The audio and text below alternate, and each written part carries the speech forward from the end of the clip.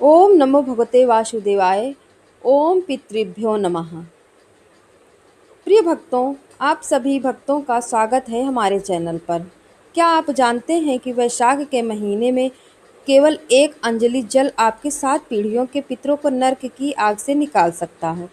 आज वैशाख मास महात्म्य के 26वें अध्याय में हम उस सत्य की चर्चा करेंगे जो मृत्यु के बाद के सफर को सुगम बनाता है। आज आप जानेंगे क्यों वैशाख के अंतिम दिनों में पितृतर्पण अनिवार्य है, क्या होता है जब कोई व्यक्ति बिना स्नान और दान के वैशाख मास बिता देता है, और शंख मुनि ने व्याध को प्रायश्चित का कौन सा अंतिम रहस्य बताया। प्रिय भक्तों, नारद जी राजा अम्बरीश से कहते हैं, हे राजन, वैशाख मास में दोपहर के समय जो व्यक्ति किसी पवित्र नदी या सरोवर में तिल और जल से अपने पितरों का तर्पण करता है, उसे गया तीर्थ जाने के समान फल मिलता है। शंख मुनि व्याध को समझाते हैं कि हमारे पूर्वज वैशाख की गर्मी में प्यासे होते हैं। जब उनका वंशज उनके नाम से जलदान या तर्पण करता है तो वे तृप्त होकर उसे धन धान्य और संतान का आशीर्वाद देते हैं।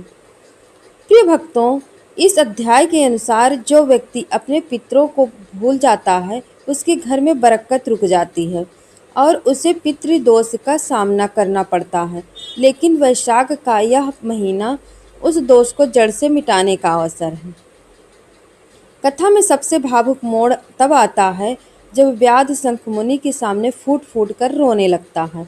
वह कहता है, हे मुनिवर, मैंने अनगिनत निर्दोष पशुओं की हत्या की है। क्या मेरे जैसे पापी के लिए भी कोई मार्ग है? मुनि ने उसे सांत्वना देते हुए कहा, हे व्याध, वैशाख का एक दिन का सूर्योदय स्नान भी तेरे जन्मों के पापों को भस्म करने की शक्ति रखता है। व्याध ने मुनि की आज्ञा मानकर अपने अस्त्र शस्त्र त्याग दिए और वैशाख मास का संकल्प लिया। प्रिय भक्तों, यह दृश्य हमें सिखाता है कि परमात्मा के द्वारा कभी बंद नहीं होते। प्रिय भक्तों, ये कथा हमें सिखाता है कि परमात्मा के द्वार कभी बंद नहीं होते, बस एक सच्चे मन से लौटने की देर है। इस अध्याय में वैशाख मास की पूर्ण आहुति का वर्णन है। मुनि बताते हैं कि वैशाख के अंतिम 3 दिन यानी त्रयोदशी, चतुर्दशी और पूर्णिमा ये पुष्करणी कहलाते हैं। इन 3 दिनों में स्नान करने से पूरे महीने के स्नान का फल मिल जाता है। इस दौरान मधुसूदन भगवान का पूजन करने और ब्राह्मणों को सत्तू, घड़ा और पंखा दान करना अच्छे फलदायी होता है। प्रिय भक्तों, आज का यह अध्याय हमें अपने मूल से जुड़ने की प्रेरणा देता है। अपने पूर्वजों को याद करें और वैशाख की इस पवित्रता को अपने भीतर उतारें। प्रिय भक्तों, इस अध्याय में शंख मुनि एक अत्यंत कल्याणकारी बात बताते हैं। वे कहते हैं कि यदि कोई मनुष्य पूरे वैशाख मास में किसी कारणवश स्नान या दान नहीं कर पाया तो उसे निराश होने की आवश्यकता नहीं है। वैशाख मास के अंतिम 3 दिन त्रयोदशी, चतुर्दशी और पूर्णिमा को पुष्करणी कहा गया है। मुनि समझाते हैं कि इन 3 दिनों में किया गया स्नान पूरे महीने के स्नान के बराबर फल देता है। जो व्यक्ति इन 3 दिनों में गीता का पाठ करता है उसे अश्वमेध यज्ञ का फल मिलता है। प्रिय भक्तों, इस चैनल के माध्यम से यह जानकारी आप तक पहुंचना हमारा सौभाग्य है, क्योंकि इन 3 दिनों में साक्षात श्री हरि जल में निवास करते हैं। इस अध्याय में वर्णन है कि जब व्याध ने पहली बार वैशाख का सूर्योदय स्नान किया तो उसके भीतर एक अद्भुत परिवर्तन हुआ।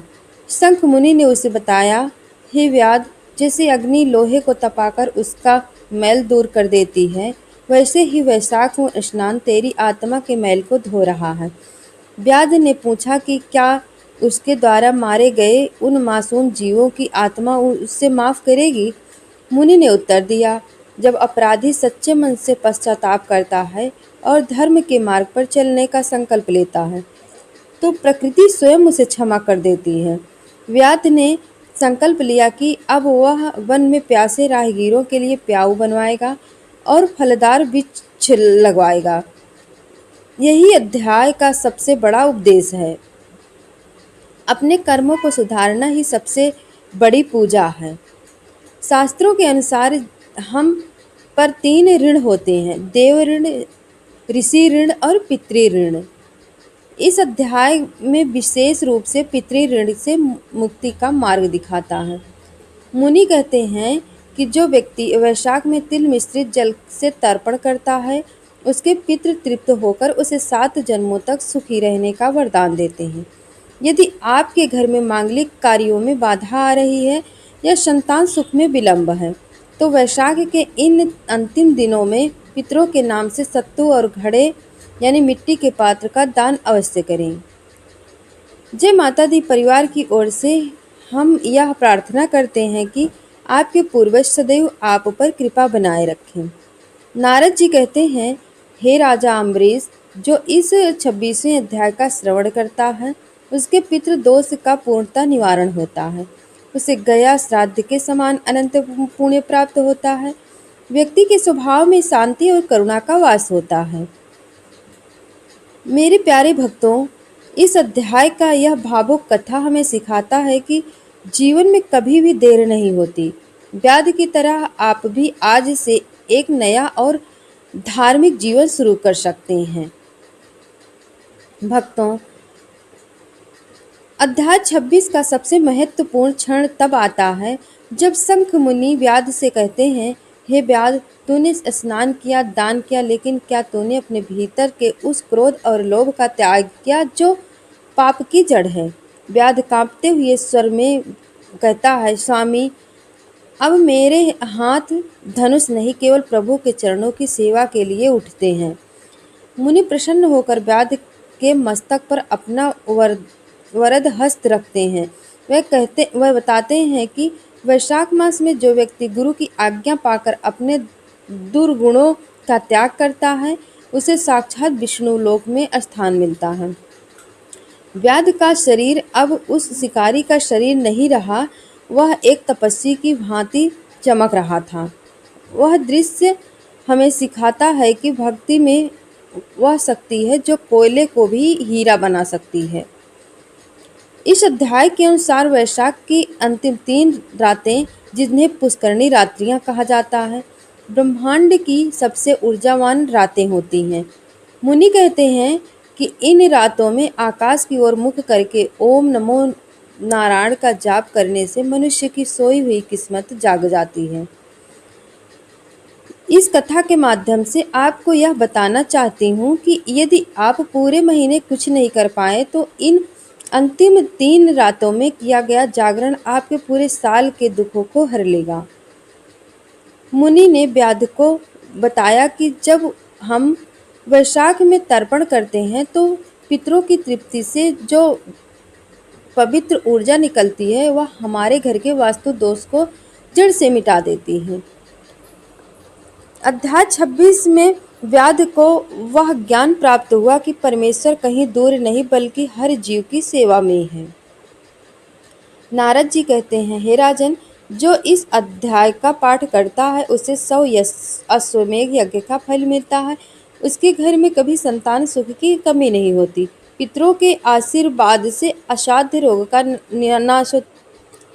मेरे प्रिय भक्तों, अध्याय 26 का सबसे अद्भुत वर्णन व्याध की सिद्धि का है। शंख मुनि ने देखा कि वैशाख के नियमों का पालन करते करते व्याध के भीतर का पशुत्व पूरी तरह समाप्त हो गया था। अब उसकी वाणी में दया और आंखों में करुणा। मुनि ने उसे अंतिम दीक्षा देते हुए कहा, हे वत्स, तूने सिद्ध कर दिया कि वैशाख मास का प्रभाव पत्थरों को भी पिघला सकता है। पुराणों में कहा गया है कि व्याध ने उस स्थान पर एक धर्मशाला और प्याऊ का निर्माण किया जो शिकारी कभी प्राणियों के प्राण लेता था। अब वह थके हुए राहगीरों और प्यासे पशुओं की सेवा में लग गया। जय माता दी के दर्शकों, यह रूपांतरण ही इस अध्याय का वास्तविक चमत्कार है। जब तक हमारे स्वभाव में बदलाव न आए, तब तक तीर्थ और स्नान अधूरे हैं। मुनि बताते हैं कि वैशाख के अंतिम 3 दिनों में त्रिपदा पूजा करनी चाहिए। इसमें भगवान मधुसूदन को सुगंधित चंदन और जल से स्नान कराना चाहिए। इन दिनों में ब्राह्मणों को धर्म घट यानी मिट्टी का घड़ा दान करने से व्यक्ति को वैकुंठ में शीतल छाया प्राप्त होती है। यदि कोई व्यक्ति इन दिनों में सत्तू का दान करता है तो उसके पितृ 7 पीढ़ियों तक कभी अतृप्त नहीं रहते हैं। अध्याय 26 के समापन पर शंख मुनि व्याध से कहते हैं, क्षमा ही परम तप है। जब व्याध ने अपने पुराने कर्मों के लिए ब्रह्मांड से क्षमा मांगी तो उसे आत्मिक शांति की प्राप्ति हुई। वैशाख मास हमें सिखाता है कि हम अपने अतीत के कैदी नहीं हैं, हम अपने वर्तमान के निर्माता हैं। जय माता दी के माध्यम से हम यही संदेश देना चाहते हैं कि धर्म का मार्ग ही शांति का मार्ग है। नारद जी राजा अम्बरीश से कहते हैं, हे राजन, जो व्यक्ति वैशाख के इस अध्याय को पाठ करता है, श्रवण करता है, उसके घर में पितृदोष का नामो निशान नहीं रहता। अंत समय में वह गरुड़ वाहन पर सवार होकर विष्णु लोक जाता है। उसे पुत्र पौत्रादि की सुख की प्राप्ति होती है। मेरे प्यारे भक्तों, इस अध्याय की ज्ञानमयी यात्रा आज यही विश्राम लेती है। आज संकल्प लें कि आप अपने पितरों की शांति के लिए कुछ न कुछ दान अवश्य करेंगे। कल हम अध्याय 27वें में प्रवेश करेंगे, वैशाख पूर्णिमा महासमापन और उद्यापन। कल इस महात्म्य का अंतिम दिन है जिसमें हम पूरी कथा का आशीर्वाद ग्रहण करेंगे। कल की वीडियो आपके भाग्य को द्वार खोल सकती है, इसे बिल्कुल ना छोड़ें। एक बार पूरी श्रद्धा से बोलिए, जय श्री हरि, जय पितृदेव, जय माता दी।